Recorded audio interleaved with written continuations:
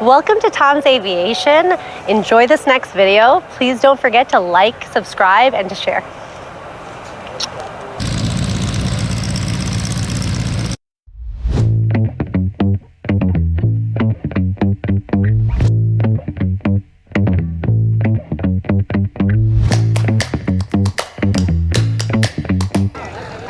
Hey, I'm Pete out here at Joliet Air Park in Joliet, Illinois. They have a car show out here. It's kind of neat. And I also have a YouTube channel. It's paragliderPete, one word, on YouTube, doing powered paragliders. Not powered parachutes, but powered paragliders. This is my 206 Cessna. It's a U model. It's 1965, 285 horsepower, 3,500 pound max gross takeoff weight. Put a new prop on it and some avionics in it, but my little workhorse. Funny thing is that you buy it for the family, and it's always me, myself, and I flying it. So you can hold 6 people and get going. So it's kind of original.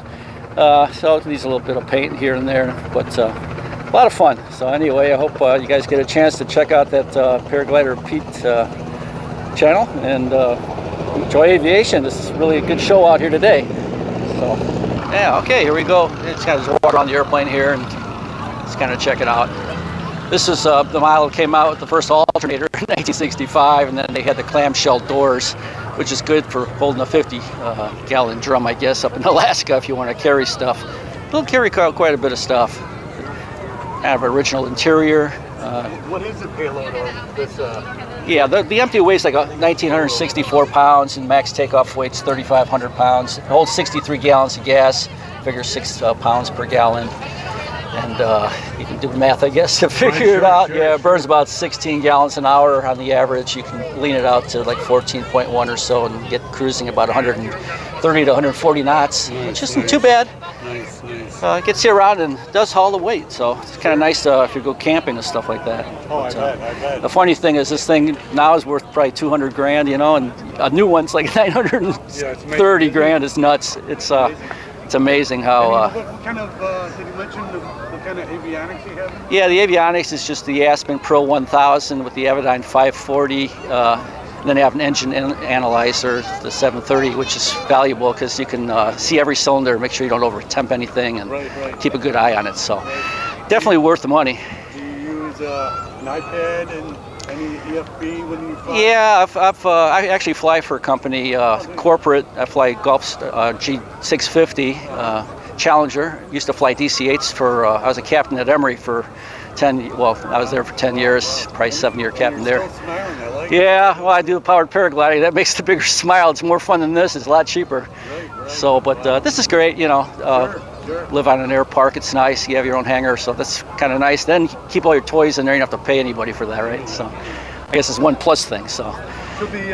Tell the people about the experience of owning your own aircraft. Yeah, the 206 here, it can get kind of pricey with annual inspections. I know I'm waiting on a bladder tank. It'd be $3 grand to put that in just on one side. The annual was like 10 grand just because I had a couple of cylinders that needed some work. But generally speaking, probably 3,000–4,000 a year, you know, if nothing's wrong with it, you know, which is actually not too bad. It's probably comparable with the Skyhawk and the 182, but it's got to be more. This one's going to be more because you have more to look at and more ADs, airworthiness directives. Yeah, that'll open up. The keys are inside the airplane, so I can't get in there. But yeah, they'll open up. Both sides will open up, so you can get a lot of put stuff in there like a barrel or something like that. So it's kind of nice. But and then did you mention before what it cruises at? What speed? Yeah, 130 knots to 140 knots. Right. So that's like about 160 miles an hour, 50, 60, depends on the tailwind. If you go faster, or the headwind, you go slower. You know, it's an airplane. And what altitude do you like flying at? I usually generally hang out pretty low around here, 2,500 feet, but you can go to 15,000. A little over 15,000 feet here. I do have oxygen that you can take with you and breathe that if you need to.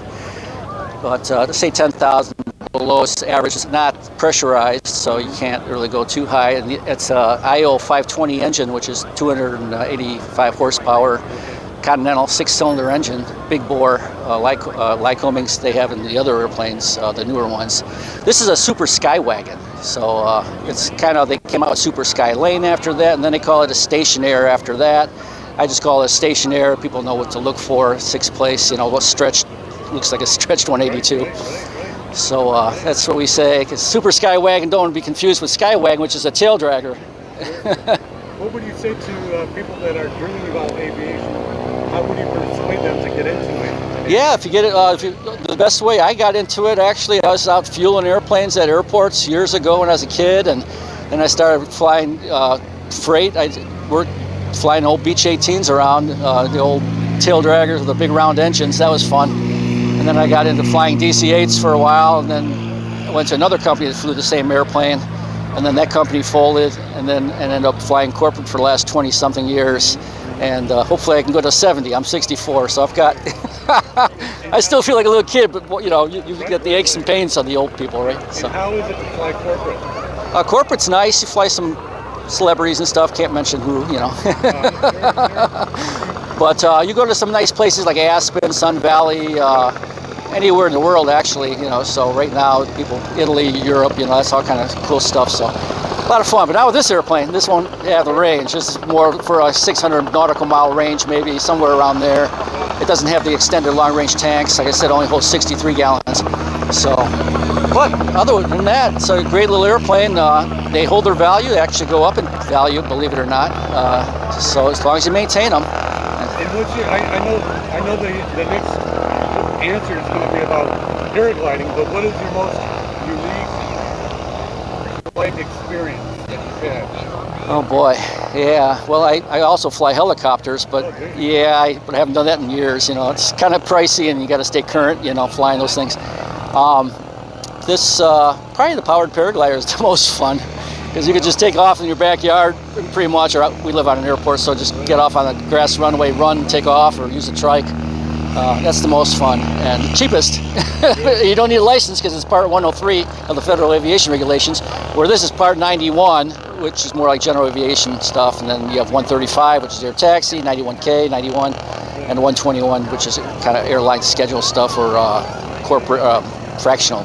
They do some training, 121. So, okay, thanks for watching, and hopefully we'll see you guys up in the air sometime.